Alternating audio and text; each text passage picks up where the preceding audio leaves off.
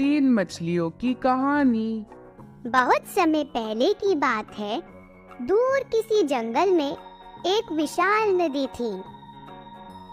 नदी के पास ही नदी से जुड़ा एक छोटा तालाब था। तालाब में मछलियों के खाने के लिए खूब सारी वनस्पतियां और पौधे थे। इस कारण सभी मछलियां नदी के रास्ते तालाब में आकर तालाब में ही रहती थीं। तालाब ऐसी जगह था जहां लंबी लंबी झाड़ियां थीं। इसलिए तालाब आसानी से दिखाई नहीं देता था। उस तालाब में तीन मछलियां भी रहती थीं, जिनके नाम मौली, पॉली और भोली थे। वो तीनों थी तो दोस्त, पर उनका स्वभाव बिल्कुल अलग था। मौली मछली दूरदर्शी थी और संकट को पहले ही जान लेती थी और उसके अनुसार उसका हल पहले ही निकाल लेती थी। पॉली मछली बहुत बुद्धिमान थी और संकट आने पर उसका हल निकाल लेती थी। भोली मछली का मानना था कि कर्म करने से कुछ नहीं होता, होता वही है जो भाग्य में लिखा होता है। एक दिन एक मछुआरा नदी से मछलियां पकड़कर उन्हें बेचने बाजार जा रहा था, पर वह खुश नहीं था क्योंकि वह ज्यादा मछलियां नहीं पकड़ पाया था। वह सोचता है, पूरा दिन नदी में मछलियाँ पकड़ने के बाद भी इतनी कम मछलियाँ। इस नदी की मछलियाँ आखिर गई कहाँ? तभी उसकी नजर कुछ बगुलों पर पड़ती है जो मजे से मोटी मोटी मछलियाँ खा रहे थे। अरे, यह बगुलों के पास इतनी मोटी मोटी मछलियाँ कहाँ से आई? जरूर आसपास में कोई तालाब है जहाँ से ये बगुले मछलियाँ पकड़ते हैं। यह सोचकर वह तालाब की खोज करने लगता है और थोड़ी देर में उसे झाड़ियों के बीच से तालाब नजर आता है और वह तालाब के पास पहुंच जाता है। अरे वाह, मेरा अंदाज़ा बिल्कुल सही निकला। यहाँ एक तालाब है और यह पूरा मछलियों से भरा पड़ा है। कल सुबह यहाँ आकर जाल डालूंगा और ढेर सारी मछलियाँ पकड़ूंगा और उन्हें बाजार में बेचकर खूब सारा धन कमाऊंगा। उसकी यह बात तीनों मछलियाँ भी सुन लेती हैं। साथियों, आप सबने मछुआरे की बात सुन ली है। अब इस तालाब में रहना खतरे से खाली नहीं है। अभी सही समय है, हमें उपाय करना होगा। इसलिए मैंने तो सोच लिया है कि मैं तो नदी में रहने जा रही हूँ। और मौली तुरंत नदी में चली जाती है।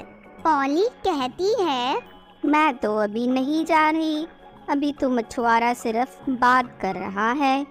हो सकता है उसका इरादा बदल जाए या उसका जाल टूट जाए या गांव में बाढ़ आ जाए और वह यहाँ मछलियाँ पकड़ने ही ना आए, या आए भी तो मैं उसके जाल में ना फंसूं।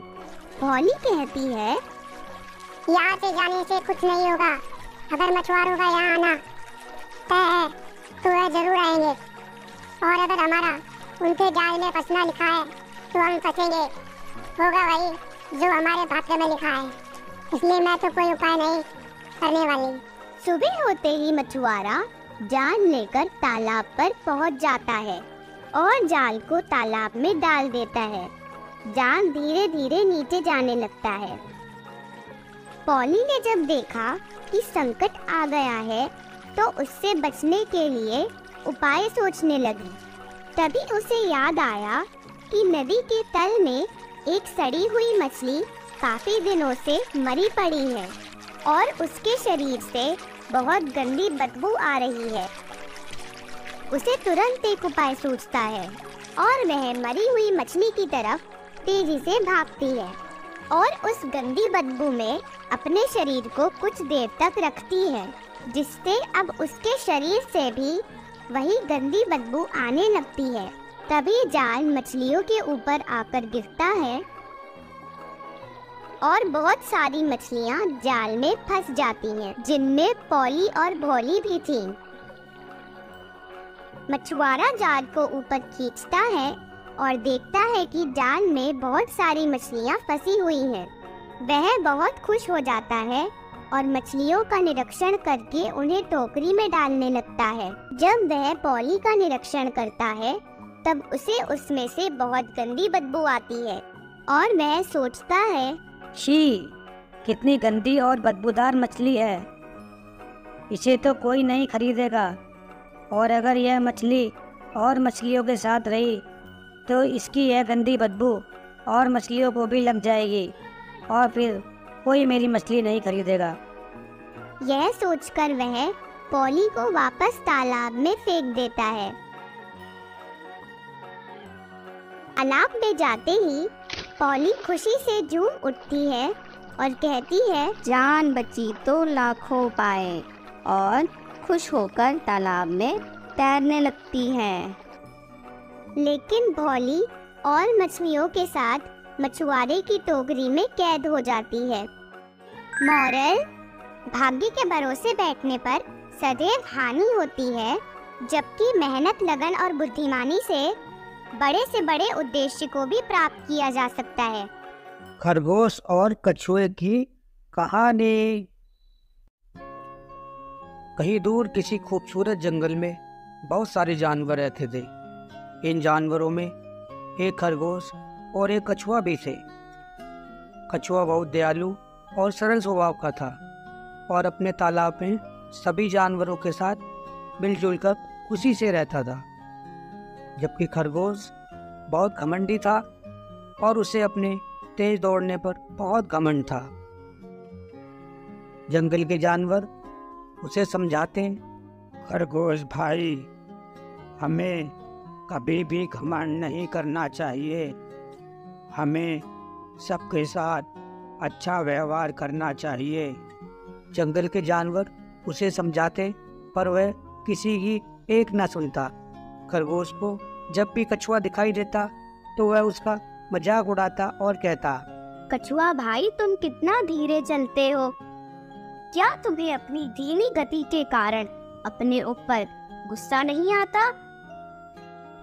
इस पर कछुआ जवाब देता, नहीं, कभी नहीं, मुझे अपने ऊपर कभी गुस्सा नहीं आता। मैं जैसा हूँ वैसा ही बहुत खुश हूँ। कछुए की बात सुनकर खरगोश चिढ़ जाता है और सोचता है कि अगर मैं इस कछुए को दौड़ में हरा दूँ तो सभी जानवरों के सामने इसका बहुत मजाक बनेगा और मेरी बहुत तारीफ होगी। ऐसा सोचकर खरगोश कछुए से कहता है, मैं तुम्हारे साथ दौड़ की प्रतियोगिता करना चाहता हूँ और यह दिखाना चाहता हूँ कि मैं तुमसे ज्यादा बेहतर हूँ। अगर हिम्मत है तो मेरी यह चुनौती स्वीकार करो। ठीक है, मुझे तुम्हारी चुनौती स्वीकार है। तो ठीक है, आज से 2 दिनों के बाद हमारी दौड़ की प्रतियोगिता होगी और जो जीतेगा वही बेहतर होगा। और यह कहकर दोनों अपने अपने घर की ओर चल देते हैं। 2 दिन बाद दोनों प्रतियोगिता स्थल पर पहुंचते हैं, जहां सारे जानवर पहले से ही मौजूद होते हैं। हाथी दाता उन्हें दौड़ के नियम बताते हैं। तुम दोनों में से जो भी जंगल के दूसरी ओर लगे झंडे को पहले पार कर लेगा वही दौड़ का विजेता होगा। उसके बाद दौड़ शुरू होती है और दोनों दौड़ने लगते हैं। खरगोश बहुत तेजी से दौड़ता है और कछुआ धीरे धीरे दौड़ने लगता है। थोड़ी देर में खरगोश बहुत आगे निकल जाता है।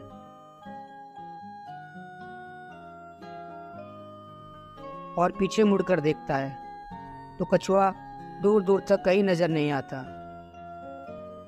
कछुआ तो दूर दूर तक कहीं भी नजर नहीं आ रहा है। मैं थोड़ी गाजर खा लेता हूँ और थोड़ी देर पेड़ की छांव में आराम कर लेता हूँ। यह सोचकर वह पेड़ की छांव में आंखें बंद करके बैठ जाता है और जल्द ही उसे नींद आ जाती है और वह सो जाता है। कछुआ अब भी बिना रुके धीरे धीरे दौड़ता रहता है और सोते हुए खरगोश को पीछे छोड़ते हुए काफी आगे निकल जाता है।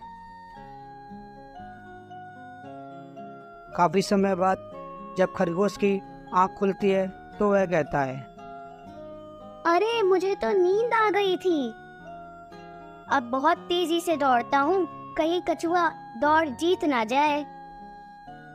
और यह कहकर वह बहुत तेज दौड़ता है, लेकिन कोई फायदा नहीं। कछुआ उससे पहले दौड़ प्रतियोगिता जीत जाता है।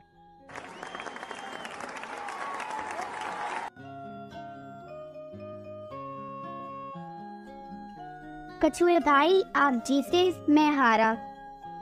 मुझे माफ कर दो। आज के बाद मैं कभी अपने तेज दौड़ने पर घमंड नहीं करूँगा। मॉरल: जीवन में कभी भी घमंड नहीं करना चाहिए। निरंतर प्रयास और मेहनत करने वालों की सदा जीत होती है।